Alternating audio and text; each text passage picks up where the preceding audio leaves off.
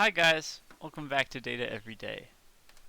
Today we are looking at a data set of cats and dogs, images of cats and dogs, and trying to classify between the two categories. So we just have a file, a folder with 500 cat images, 500 dog images. So for image classification models, this actually isn't so many examples. You tend to want to have a few thousand to get good performance.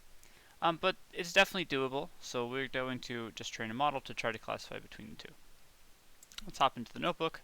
We're going to be using a Keras convolutional neural network today, and for pre-processing and for working with the data, we'll be using NumPy pandas, the path object from pathlib, and os.path.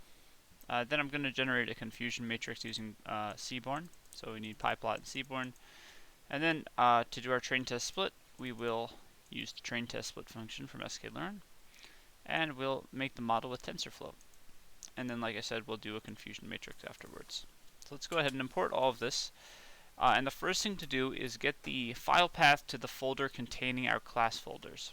So these are our class folders, and here is the folder containing the class folders. So I'll copy the file path, and why don't we call it image_dir. Now, I don't want it as a string. I mean, we could do it as a string, but if we turn it into a pathlib path object, we get a lot of nice functionality that comes along with that. So I'm going to do that. All right, and now what I want to do is construct a file data frame out of this. So create file data frame. And what I mean by file data frame is a data frame that contains one column with all the file paths to each image, and the other column with the labels of each image.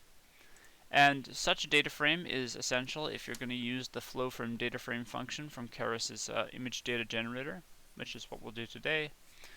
You can use a flow from directory, which is a function that automatically pulls images from the directories without loading all of them onto into memory at once. So only thing is, if we're using flow from directory, it's best that we have a train test split made beforehand already within the directory tree. So we're going to use flow from data frame, which allows us to manipulate which images we want to use more easily.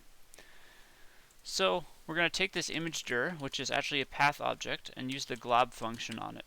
And the glob function allows you to specify a glob expression to search for files within the folder. So we're looking for anything followed by a PNG file. That's what that looks like. So double star means anything, no matter what, even through folders. Single star means just a name, any name, and then .png. So this is saying find all PNG files within the current folder. Now this is a generator object, so if we turn it into a list, we can see those file paths. So this will return each file path as a POSIX path. That is a pathlib object. And we're going to call this file paths. So file paths is a list of all the file paths to each example. And you can see we have dogs. If we scroll down, we also have cats. So it doesn't care about which class we're in. It just got all the PNG files contained within our image_dir. Alright, and then once we have file paths, I'd like to get the labels. So note that we can actually extract the label if we look at the parent folder of a given file path. So if we take file paths, well, why don't we try it with one of these? Just grab one of these strings and see what we can do with this. I want to get this thing. So OS, the OS library, os.path, has a nice way to do this. We just go type os.path.split on the string, and that will split the file name off from the rest of the path. So what we can do is then just target the first element of this, and now if we split again, we can get the folder of the parent. So os.path.split of that whole thing. Now it's split it off. Now let's do sub1 to get just the label. So there you go. This is the way we're going to get a label for any given file path. So let's call any arbitrary file path x, and then use this formula and map this formula to the file paths. So we'll do a map, and the function we're mapping is going to be a lambda function that maps an x to this thing. So it's going to take an x, which is one of these paths, and turn it into just the label. And we're going to map this function to file paths. Now let's turn the map function into a list itself, and we'll call this labels. So if we run this, actually should put it in the same block over here. If we look at labels now, it's all the labels for each one. So all the dogs should be on top, all the cats should be on bottom. So it's looking good. Alright, so what I'd like to do now is turn these into series, pandas series, so that we can turn them into data frame. So file paths will be a pandas series of file paths, and I'm going to give it a name, which will be file path. Then labels will be pandas.series of labels, and the name will be label. Then I'll combine them with pandas.concatenate, and we'll call the result imagedf. And that will be pandas.concat file paths and labels. And we're concatenating along axis 1, that means side by side. So we can see imagedf here, and you can see all the dogs on top, all the cats on bottom, but we do have the proper format if we're using flow from data frame. So the last thing to do is do our train test split. We'll make train df and test df. And this function, train test split, will also take care of the unshuffled data, as long as we specify shuffle equals true in here. So we're going to split imagedf into these two new data frames. We'll give it a train size of 70%. Keep shuffle equals true on, so it'll shuffle before it makes the split. And because we're shuffling, let's include a random state to ensure we can reproduce the shuffle. Alright, so now if we look at train df, we have scrambled cat and dog, and test df should be the same thing.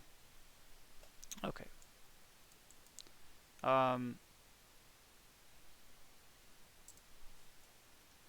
So now let's load the data. Load image data. So we're not actually going to load it into memory yet, but we're going to specify how it will be loaded into memory at the time of training. And for that we're using generators. And this is tf.keras.preprocessing.image.image.data.generator. It's a really nice object that allows us to load in only a batch of images at a time, perform the training on them, and then recycle the memory so we don't run out. So in here you can specify any sort of data augmentation you'd like. And you also can specify any pre-processing you want to do to the image. So I will rescale the images by a factor of 1/255, which has the effect of scaling the pixel intensity values from its original scale of 0 to 255 down to 0 to 1. And that should be done anytime you're feeding it into a model. Additionally, I guess we could do some image augmentation. It'll perform the image augmentation on a random subset of the images. Won't create new images out of it. If we look at the images, anytime we're doing image augmentation, we want to make sure we're doing transforms that are realistic. So probably a vertical flip would be unrealistic, because you wouldn't really be taking a picture of a cat that's upside down. Although, you know, if you wanted to build a model that's resilient to that too, maybe it probably makes sense to. You could do vertical flips. We'll just do horizontal flip because I feel like horizontal flip is a very realistic transform. Seeing a cat both ways is very realistic. Rotate, I'm not going to do. I mean, I'm not really going all out here. I just want to do a few. We can get a full list of them from Keras's documentation. If we go down to the image data generator class, we can see everything we can do here. So why don't we do width shift and height shift? So we pass it in as a fraction of the total height. All right, so the width shift, let's shift by 20%, 0.2, and height shift by 20% as well.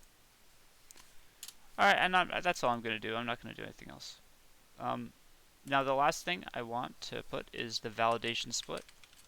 So you only need this if you're going to use validation images from the same generator.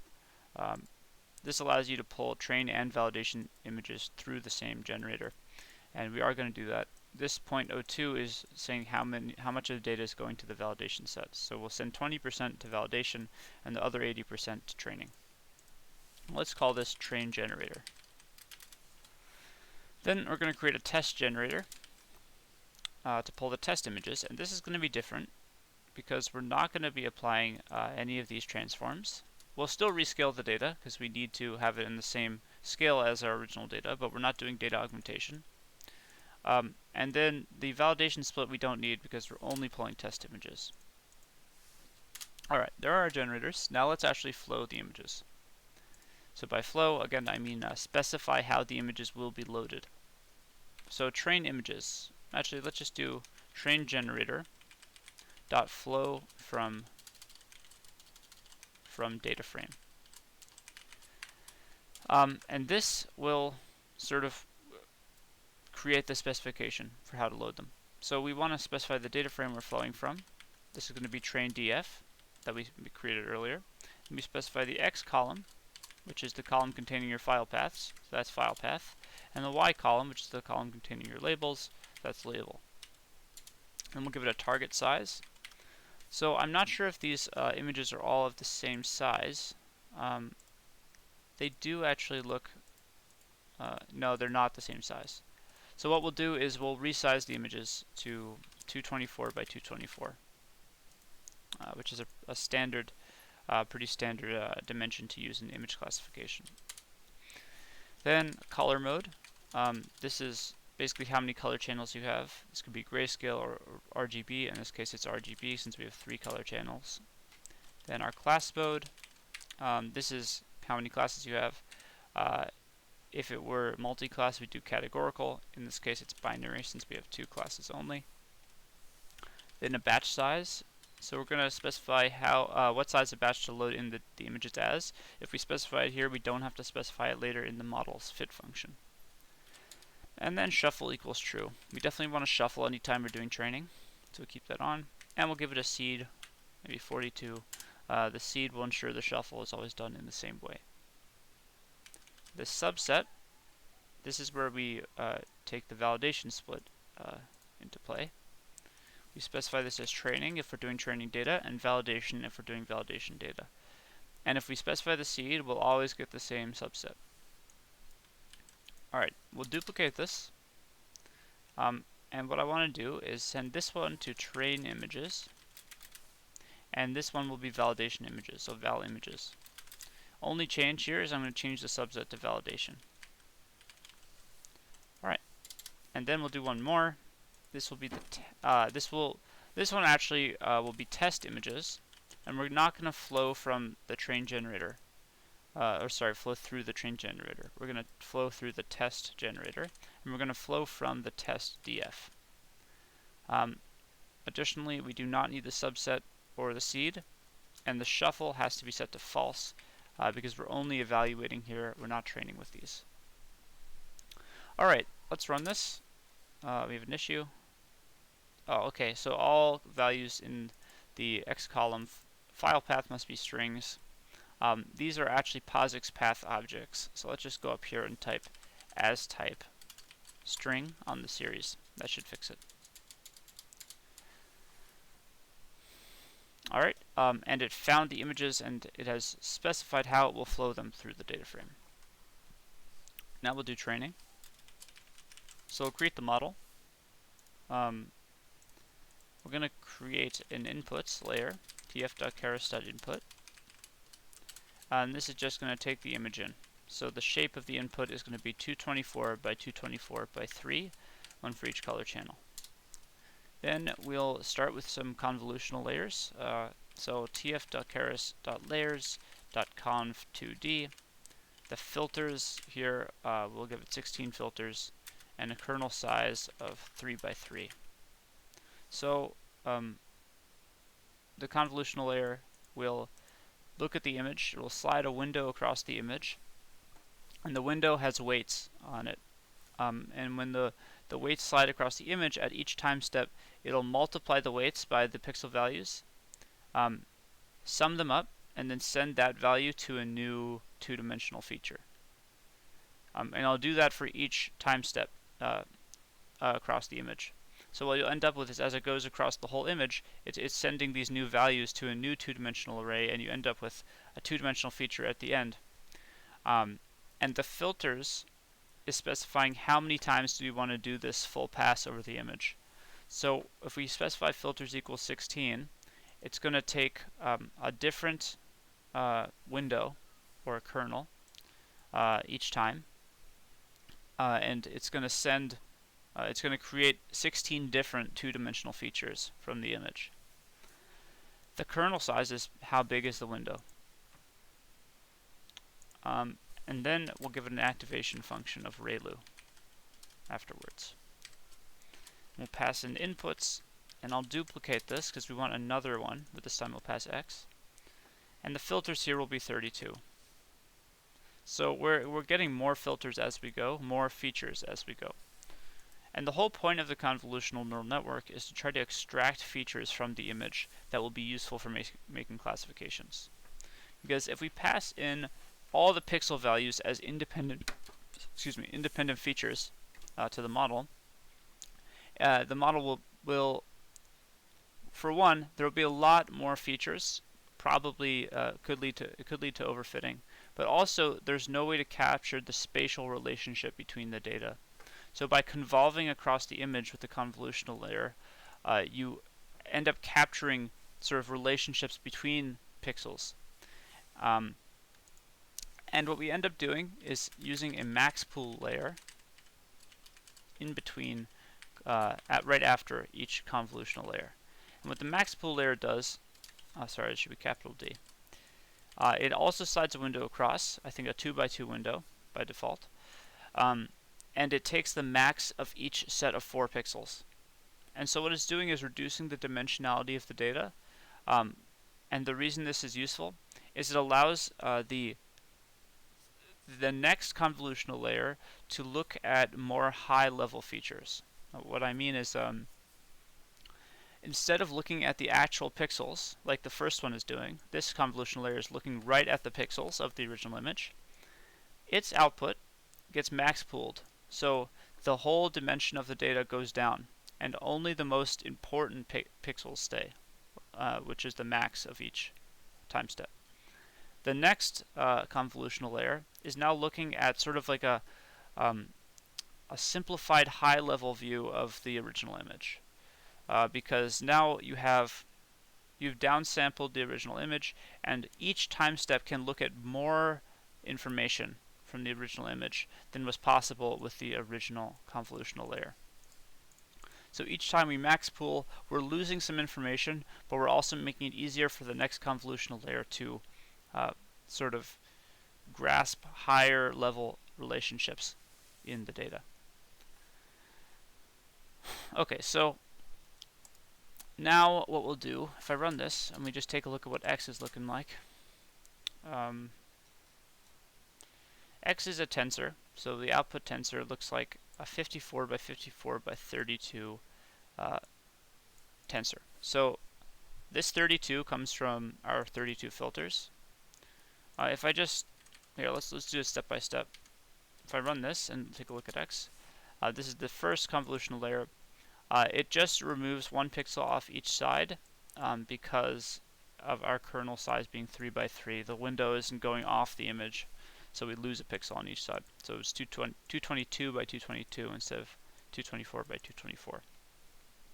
The 16 comes from the filters. So we went over the image 16 times, and each time we created a new 222 by 222 feature.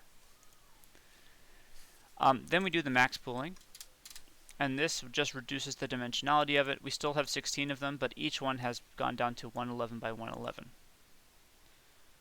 Then we do our next convolutional layer. This, again, we lose a pixel on each side, but we now have 32 features. Alright, and then we have our max pool, which brings it down to 54 by 54 by 32, just reducing dimensionality. So now we're hoping that these are useful features, that we've extracted enough useful information, but it is in three-dimensional form right now. So how do we compress it down into one dimension? Well, one way to do that would be to use a flatten layer with tf.keras.layers.flatten. And that would look like this. It would just multiply 54 times 54 times 32 and just get us, like, flatten it out. Just take each row and just concatenate them all together so it's one long vector. However, this is 93,000 features and there's probably redundant information in there, or maybe there's a better way to do it. So we will use the global average pooling 2D layer. And what that does is instead of flattening it, it'll average over the first two dimensions so that we end up with just 32 values. And we're hoping that these 32 features are saying something meaningful about the image. So maybe one of these is like pointy ears are present in the image for cats, or panting tongue for dogs. I'm not sure, but yeah. So we're hoping these are information-rich features that have been extracted. So let's put this at the end. And now we have 32 values. We're going to use these values to now create the actual classifier. So now we're going to do like a typical two hidden layer dense neural network. So that's going to be a dense layer. Well, how about we give it 128 neurons, ReLU activation, and then pass in X, duplicate it so we have two layers, and then we'll have our outputs. And that will also be a dense layer, but we only output one value with a sigmoid activation since it's a binary classification task. So sigmoid will give it the effect of being between 0 and 1. So we'll output a single probability estimate for the positive, the probability that one of the classes is present in the image. So I'm not sure, we can check which one that would be, probably from test images or train images. Train images.class indices will give us that. And you can see that cat is 0, dog is 1. So the output here is going to be the probability of a dog being in the image, and that's because dog is the positive class. All right, now we'll create the model with tf.keras.model. We specify the inputs, that will be inputs, and the outputs, which will be outputs. We'll compile the model. We'll give it an atom optimizer.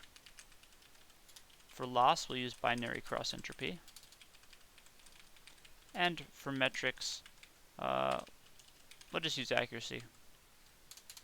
We could use AUC or something, but I'll just use accuracy. Alright, and for history, why don't we,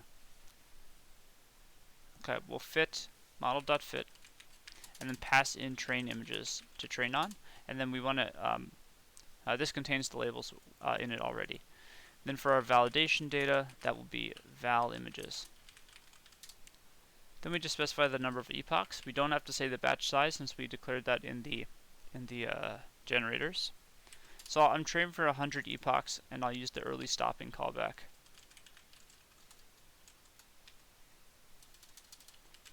So early stopping will look at the validation loss. So tf.keras.callbacks.early stopping. So we can monitor the validation loss. And when it notices the validation loss has not improved for 5 consecutive epochs, we'll stop the training and restore the weights from the best epoch equals true. So I'd like to just note that when I was doing this earlier, I noticed that the training was really unstable. So what I mean by unstable is that the validation loss was fluctuating a lot between epochs. It was having a hard time converging to a minimum. So when you see this, one thing you can do is reduce the learning rate, but something which is a little more, it usually fixes the stability problem very well, is by using another callback, tf.keras.callbacks.reduce LR on plateau.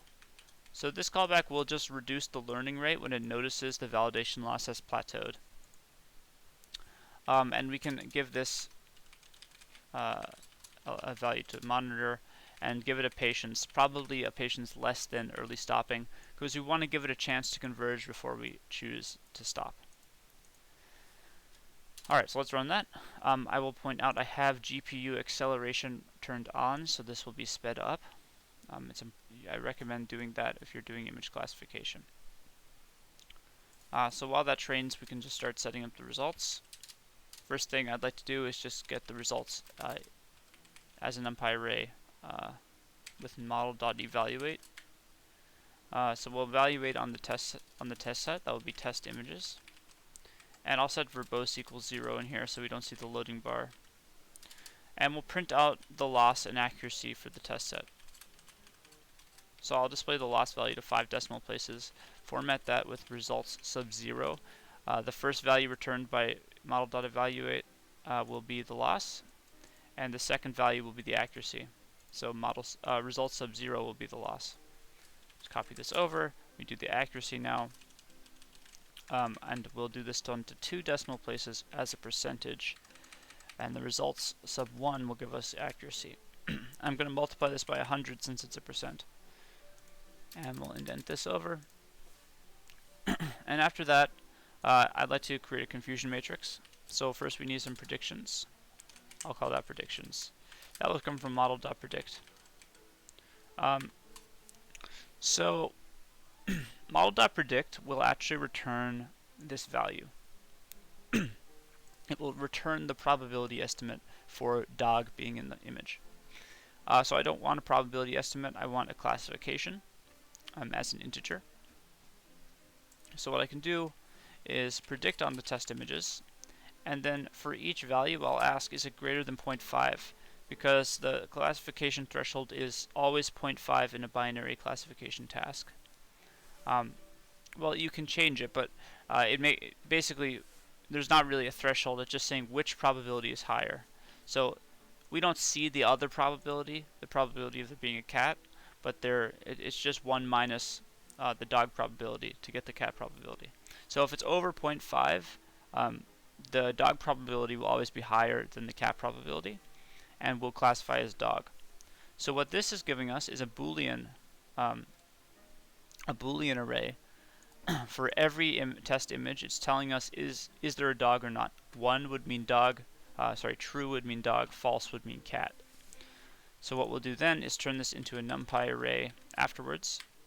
Or actually, it's already a NumPy array, so we can just do that and type .asType numpy.int to get integer labels as zeros and ones instead of as trues and falses. Falses and trues. Alright, now with our predictions, we'll create the confusion matrix. We just have to pass in the test images .labels. That's the actual values for the images, and then we pass in the predictions. And this function is from sklearn. So we should specify the labels. We want to make sure we know the order that's showing the labels in. So by doing 0, 1, we can ensure that the cat class comes first, dogs comes second, and then give it some target names. Actually, no, sorry, we don't need target names. But we just want to specify which is coming first and which is coming second. Let's call this CM. And it looks like our model has finished. So let's run this. We'll get that in a second. But I want to create a new pyplot figure. So 63% accuracy, not too bad. Definitely better than a random guess, and better than the baseline model, which would be predict the most frequent occurrence. And in our case, we have 500 images of each. So there is no frequent occurrence. Either one would be a good guess. We'd always get 50% accuracy using the baseline model. So 63% accuracy is an improvement to that. Let's see the confusion matrix though. to see if maybe one class is doing better than the other. So we'll create the figure size, which will be, since we only have two, I'll make it 6 by 6. Give it a, we'll use a seaborne heat map to plot the CM, and then turn annotations on. Format with G like that so that we see it as integers and not scientific notation. And then set the minimum value to 0, the color map to blues, and the color bar will turn off. Then we'll give it some tick marks. On the X ticks, we'll just have the ticks, which is the spacing of the tick marks, to be 0.5, 1.5. And the labels will be cat and dog, like that. And we'll copy this over and do exactly the same for Y ticks. Alright, then we'll give it some axis labels. So predicted on the X, and actual on the Y. And we'll give it a title as well. Confusion matrix. Let's show that and see what we got. Alright, and here it is. So, interesting. So here are our predicted values. The columns represent our predictions across categories, and the rows represent our performance within categories. So you can see within the cats, out of all the cats, we got many correct. Out of the actual cat values, we predicted a large percentage of that correctly. We might as well get the classification report to go along with this because it gives us some nice values. So let's go up to the top and import classification report. And then down at the bottom, we'll just print it out. I'll print it out down here. Classification report. Put some hyphens too.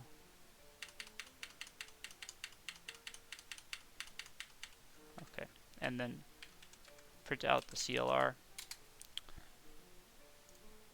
And, oh, I didn't create it. Here it is. CLR equals classification report.